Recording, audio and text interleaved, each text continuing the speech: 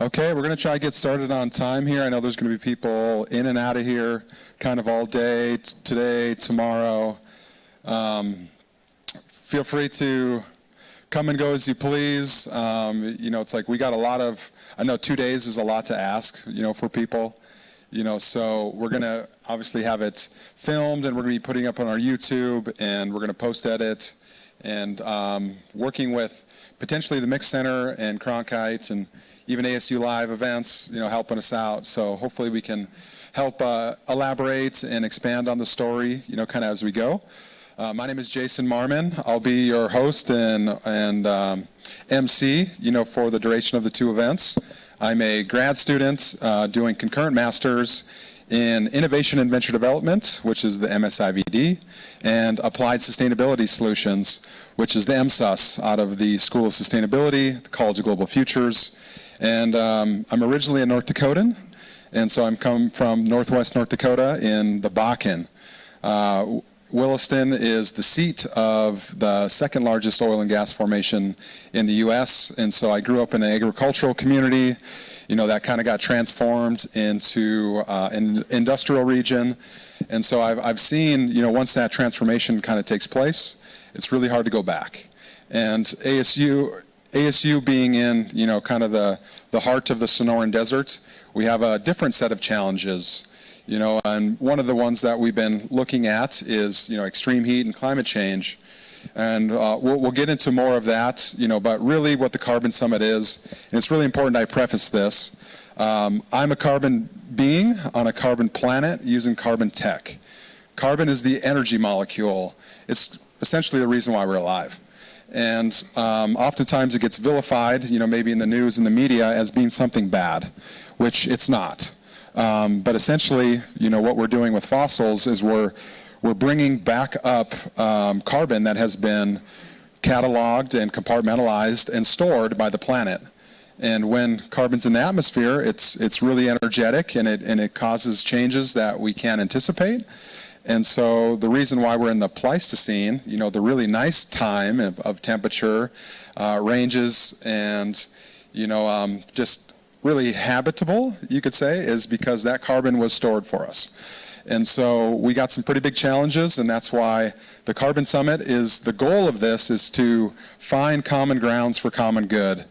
And our objective, or our goal, is to frame big, complex problems in ways that are simple to understand.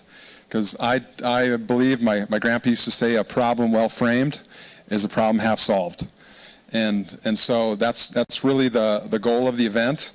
And we're going to start with a indigenous land acknowledgement.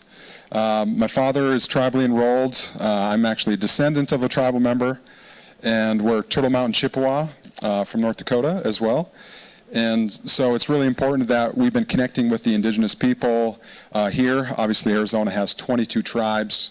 And so very big indigenous presence, and we're going to need all of that traditional ecological knowledge, because like I said, we do have some big challenges that we're going to get into, but really the focus and the goal of this event is to identify opportunities and try to pair those with incentives, and really try to intergenerationally communicate.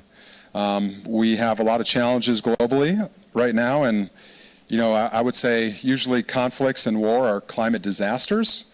And so those things I personally don't have any influence or control over, but where I do have just a little smidgen of influence is locally. And ideally ASU is the convener, the experiment, and the lab. That's what I'm trying to work on, and find other stakeholders that kind of feel the same way. And so I really appreciate you guys, everyone taking their time out to come. We're going to try not waste any time diving into things, and try to provide as much value. And if there's, if you have a burning question, or if there's things that you'd like to talk about, feel free. We'll have a couple people that'll, especially during our panels, to the end of our panels, we're going to ask the audience if there's things that you care about, and if there's things that you really want to say. We want to make time and space for that. And so with that said, we're going to start with the the indigenous land acknowledgement, and then kind of go from there.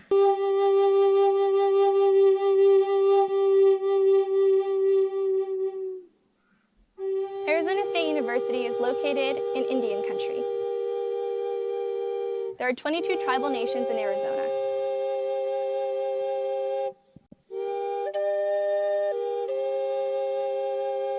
ASU's campuses are situated on the homelands of many indigenous peoples, including the Akimel, O'odham, and Peepash.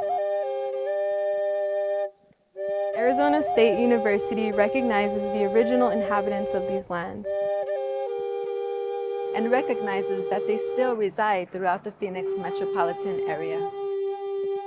And we recognize the impact of their wisdom and generosity towards us. If you've flown into the valley, you have undoubtedly seen the Salt River Project canals that surround the area.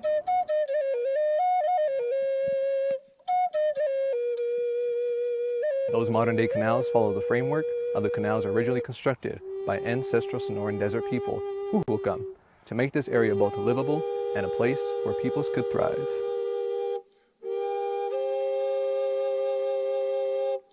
We acknowledge that the modern-day indigenous nations that descended from the ancestral peoples are the original inhabitants of this land.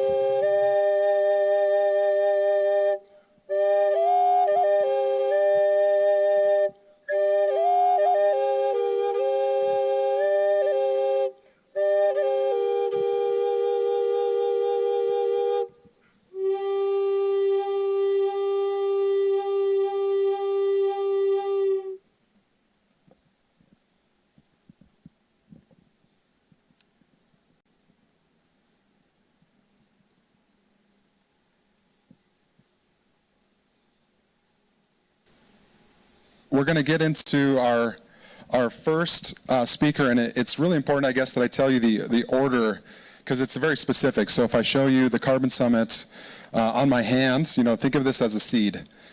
So when I think of ideas, they have to be planted in the mind, and then they have to be grown in fertile soil. And so that's the Carbon Summit, I believe, is an integration. And so we're trying to integrate this into ASU and believing that, there's fertile soil here, there's an impetus to lead by example and, kind of be the change we wish to see. And so when I put up my hand here, my green thumb is where we start. It's food systems. Food systems is kind of what brings people to the table. And so once we can agree that, good food is important because it's our energy. Our energy, and it's kind of where we find the common grounds the easiest. The last two Carbon Summits, we focused on regenerative agriculture with my mentor, Gabe Brown, out of Bismarck, North Dakota, the Soil Health Academy team. I sat on their board last year, and so when we were talking about, hey, how do we do the most impactful event? And Gabe's response, well, it starts with carbon. That's what we are. And so from my green thumb, we go to energy systems. And energy systems being, what powers our society. How do we go from a fossil system that's very carbon intensive, transitioning into renewables and regenerative energy sources? And I kind of have a controversial take that all energy systems are derived from fusion, from our sun. And so that's, what's powered our planet thus far. 178,000 gigawatts of energy gets transmitted by the sun every second. And so we don't have an energy deficit. We have an energy conversion problem. We have an energy capture problem. And so those two, once we go from there, then we go to circularity. It's like, how do we design, how do we engineer products to be reusable, upcyclable, repurposable, and able to capture that energy back out of the products? Because when you got a can of Coke on the shelf with the liquid in it, it's a product. But once that liquid's out, it's now waste. It's like there's embodied energy there. So we need to recover that.